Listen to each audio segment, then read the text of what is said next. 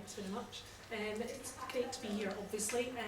It's a shame that we're not in town in a church, but I learned that John Knox is buried underneath a car park point round the corner from that church. He's still there, car park number 13. It seems his spirit lives on, he shall not suffer a turf to speak. Anyway, so it's great that we're here instead. So I'm a physiotherapist and I work in women's health. So like you're saying, the importance of communicating clearly with women is my bread and butter stuff. If a woman doesn't know what her bits are called, then she's far less likely to take them to the doctor to say, I think I've got a problem with my bits. If you don't know what the name of your genitals are, then it's a barrier to help seeking. And some of these women get into terrible, terrible straits before the problem is so significant that they're then prepared to embarrass themselves, is generally the word that they use. That they're ashamed that they don't know about their genitals, they're ashamed that they don't know what's normal, and it takes a great deal of time before this problem becomes so significant that they're prepared to put themselves in a position of shame to go and see a healthcare professional. Now, some of these women that present at GP, they present quite late on. If you've got a wee itchy bit on one of your labia and you don't know that that's a symptom of vulval cancer potentially, by the time you go and see the doctor, it's potentially more advanced. So we need women to understand what normal is and what their normal is, so that then if they observe a change, they've got the language to go and show their family to a doctor who's usually delighted to see them. Generally speaking, the GPs love this.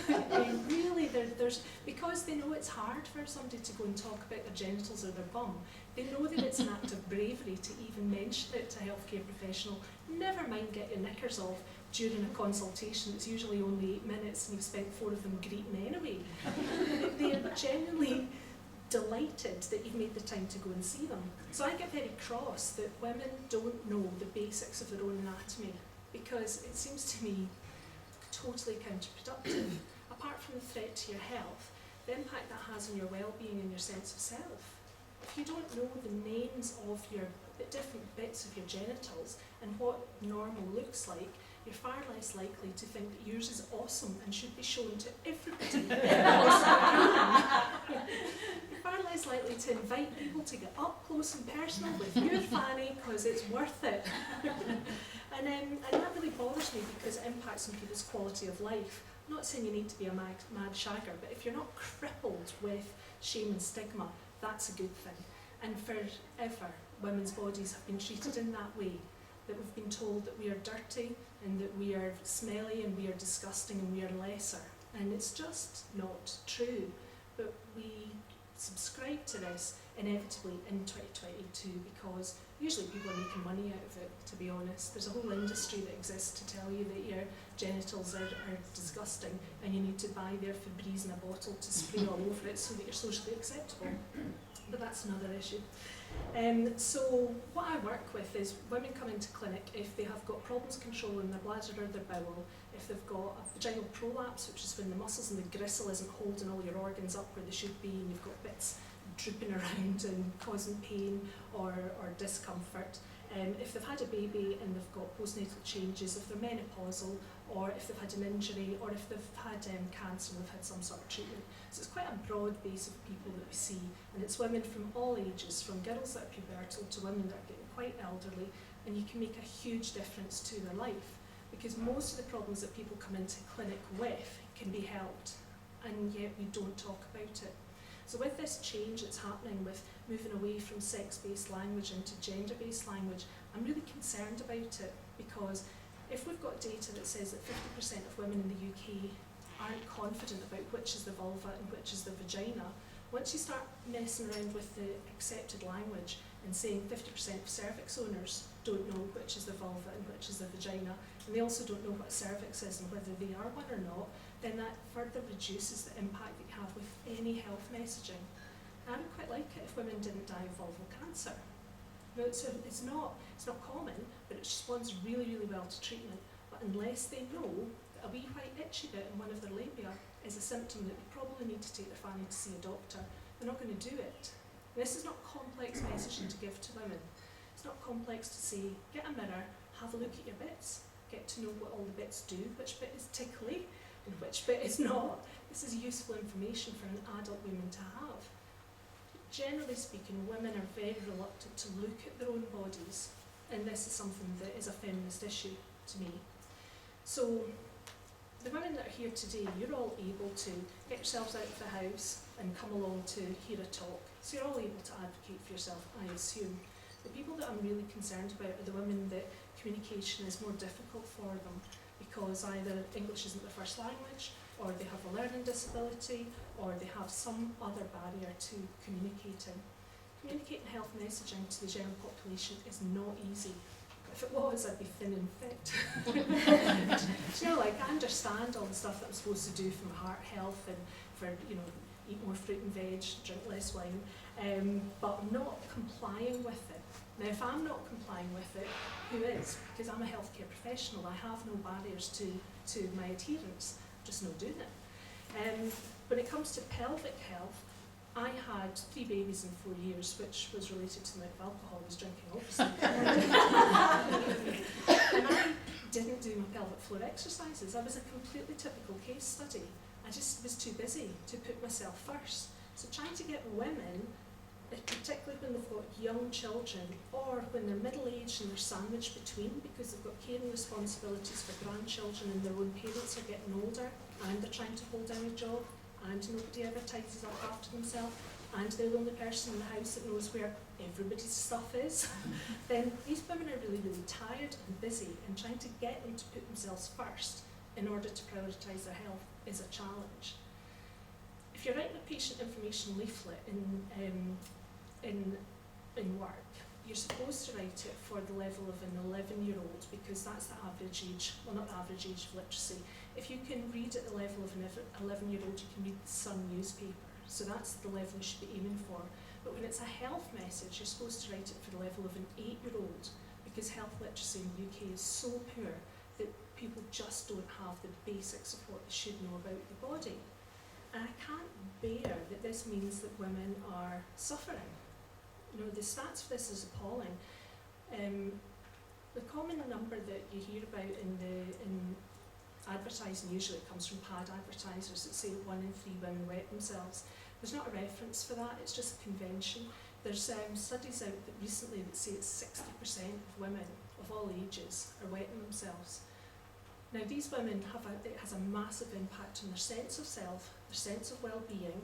It stops them from playing sport, it stops them from being sexually active. It impacts on what they wear, it impacts on where they go, the effect that it has on their work.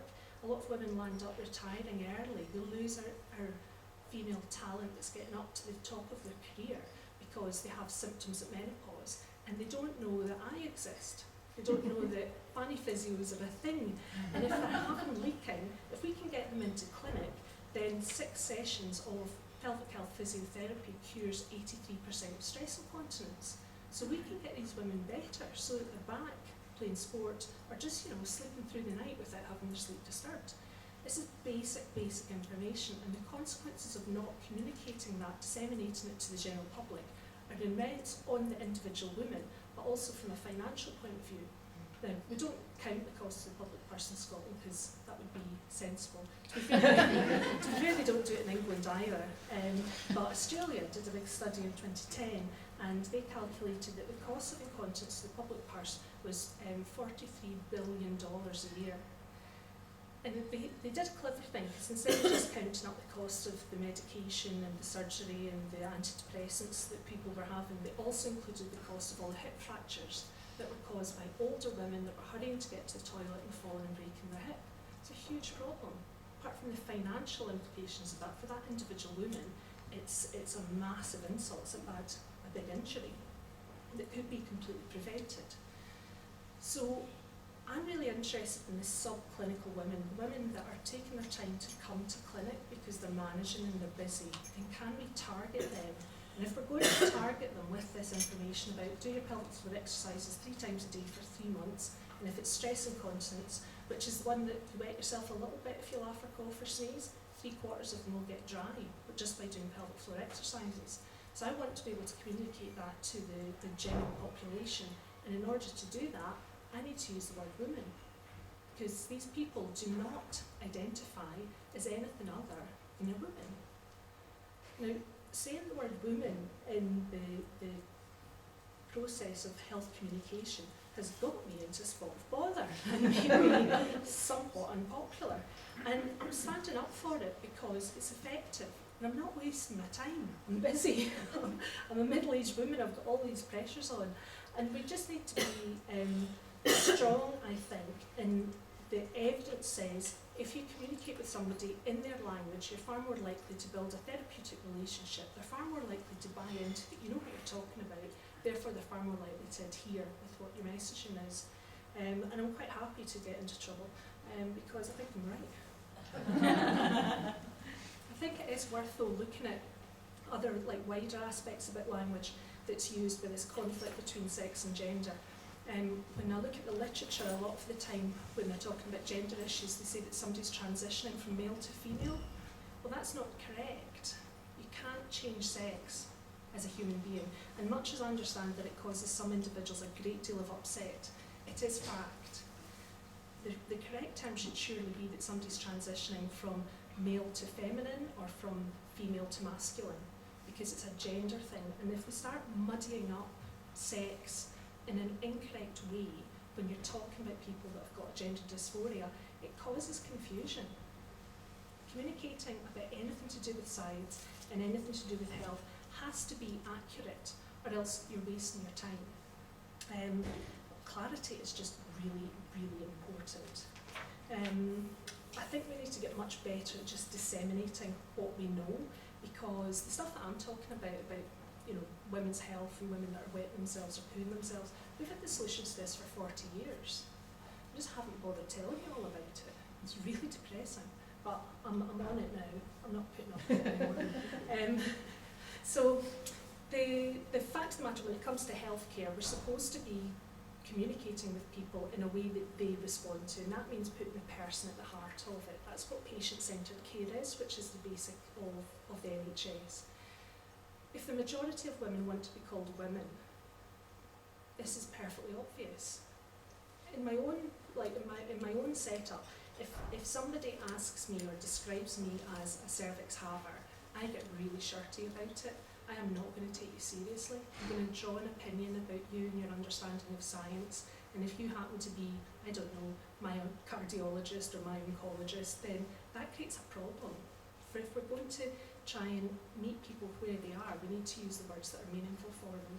That would include mother when it comes to maternity and healthcare.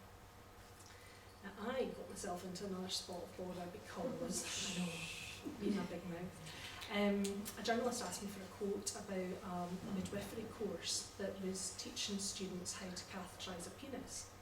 And I said, well, that's a surprise, because generally speaking, student midwives don't have an awful lot to do with penises. So I got involved and gave a quote, and I didn't realise that it was a university that I know. Because the journalist was very good and didn't reveal their source. And I've been thinking a lot about it since, why would that have come about? And I can see that if we have a statement, if organisations that are governing bodies or royal colleges have a position that trans women are women, which a lot of them have now, and you're running a midwifery course, if trans women are women, then you need a policy for somebody to have to deal with a trans woman who's delivering a baby. It's not correct. It's not going to happen. But you would need to, as potentially an early years academic, be able to stand up against a university or an institution which has taken a position and say, no, these people might be women in law or in society, but they're not the same sort of women as that I'm working with. That takes real guts to do.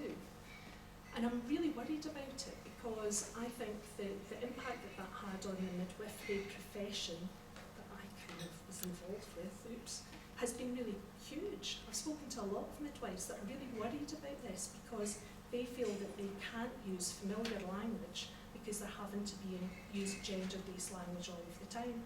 I can't believe that we've had a situation where midwifery students are taught anything about penises. It's just bonkers.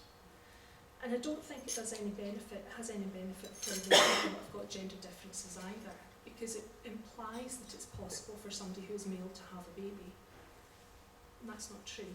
So that's not patient-centred care. That's not putting the person's needs at the heart of their care either.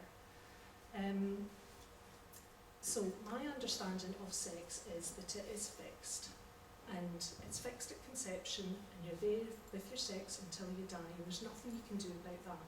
And it would be great if we could help people that were upset about their sex and uncomfortable with it get comfortable with it, rather than this strange halfway house that we've got at the moment, where I'm expected to use words which are unfamiliar with people who require health input from me in order to improve their quality of life. I'm just not prepared to do it because I'm good at my job. Unless I think this would be a detriment to my job. It would be a detriment to my profession. It would certainly be a detriment to all the millions of women out there that need to know about how to do the pelvic floor exercises, which, if you're interested, I'll be tweeting every day. If you follow #DriveByChristmas, nagging you about it, I will remind you about how to do your pelvic floor exercises, because I just think that women's health is worthy of respect in a democratic society, and unless we're going to engage with women and listen to them, we're not going to be able to deliver any sort of service that achieves its aims. So